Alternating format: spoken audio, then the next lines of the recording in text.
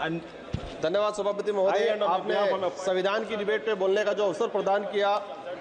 आज हमारे देश के लिए एक सबसे सर्वोच्च और सबसे शुद्ध ग्रंथ है संविधान।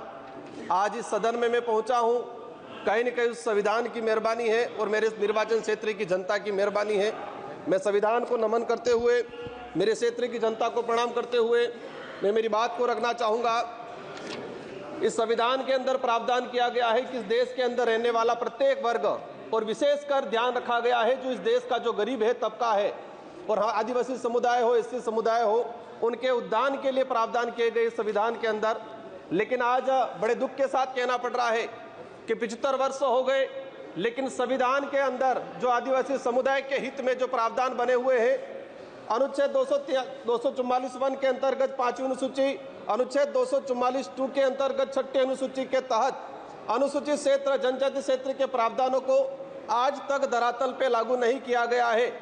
ये स्पष्ट होता है कि वर्तमान या पूर्व की सरकारें जो भी रही हो, उन सरकारों को आदिवासी समुदाय के हित में और संविधान के अंदर आदिवासियों के जो प्रावधान है उनके लिए क्या मानसिकता रही है।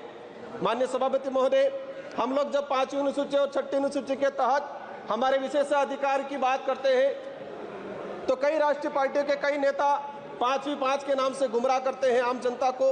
बड़े दुख की बात है कि 5वीं अनुसूची और 6ठी अनुसूची क्षेत्र में रहने वाली आम जनता को आज तक इनके अधिकारों के बारे में नहीं बताया गया, नहीं पता चला उनको। माननीय सभापति महोदय, आज रिजर्वेशन का निजीकरण किया जा रहा है, यह भी एक संविधान पे कुटाराघात है। जातिगत जनगणना की लंबे समय से मांग चल रही है, जातिगत जनगणना नहीं हो रही है, यह भी एक संविधान पे कहीं न कहीं कुटाराघात है। मणिपुर की जो घटनाएं हुई है उससे भी यह सिद्ध होता है कि संविधान पे कहीं न कहीं कुटाराघात है। माननीय सभापति महोदय, इस अवसर पे मैं भीमराव अम्बेडकर जी, बाबा साहब, जयपाल सिंह मुंडा, नेहरू जी, ऐसे कई महापुरुषों को याद करना चाहूंगा जिन्होंने इस देश को शानदार संविधान दिया है। और इसी अवसर पे आज ही के दिन जो शहीद हुए सैनिक हैं, इनको भी नमन करना चाहूंगा। संविधान के प्रावधान के तहत पैसा एक्ट आया इस देश के अंदर, 1996 में पैसा एक्ट आया। आज 28 साल हो गए, लेकिन आज भी कई राज्यों में पैसा एक्ट के कानून नहीं बने हुए हैं।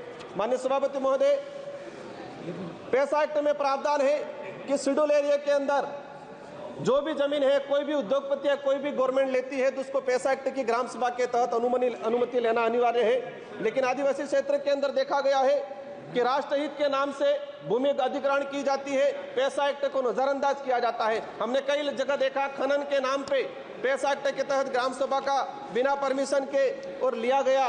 कहते हैं राष्ट्रहित, आदिवासियों का घर उजाड़ के किसी उद्योगपतियों को जमीन देना कौन सा राष्ट्रहित है। आप देख सकते हैं, सबसे बड़ा उदाहरण है हसदेव का, जहां पर फर्जी ग्राम सभा गठित किया गया। क्लियर है कि ये कहीं न कहीं पूरे संविधान की धज्जियां उड़ाने का काम किया गया है। माननीय सभापति महोदय, हम अगर देखना चाहें कि कितनी जगह पैसा एक्ट की ग्राम सभा की अनुमति ली गई, पिछले 10 सालों के अंदर कितने प्रोजेक्ट ट्राइबल इलाके में लागू किए गए और कितनी जगह पैसा एक्ट की ग्राम सभा ली गई है। 10 सालों का अगर डाटा निकाल के देखेंगे, दूध का दूध पानी का पानी हो जाएगा और यह स्पष्ट हो जाएगा कि वर्तमान सरकारें हो या पूर्व की सरकारें हो, आदिवासी समुदाय के जो संवैधानिक अधिकार है उनके लिए कितने संवेदनशील है। माननीय सभापति महोदय, आज अगर हम बात करें, जब जयपाल सिंह मुंडा संविधान सभा की जब चर्चा हो रही थी तो जयपाल सिंह मुंडा ने कहा था कि आदिवासियों को लोकतंत्र सिखाने की जरूरत नहीं है, आदिवासियों से लोकतंत्र सीखने की जरूरत है जो हजारों सालों से जीता आ रहा है।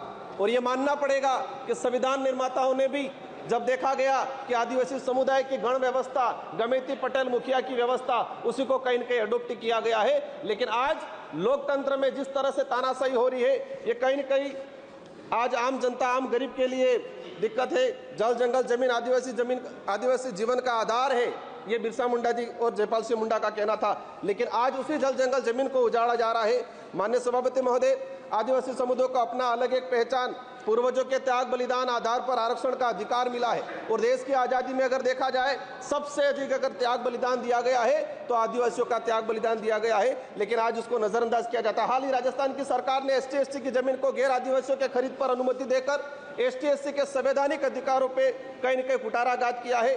माननीय सभापति महोदय, अनुच्छेद 243 ZC के प्रावधानों की धज्जियां उड़ाई जा रही है।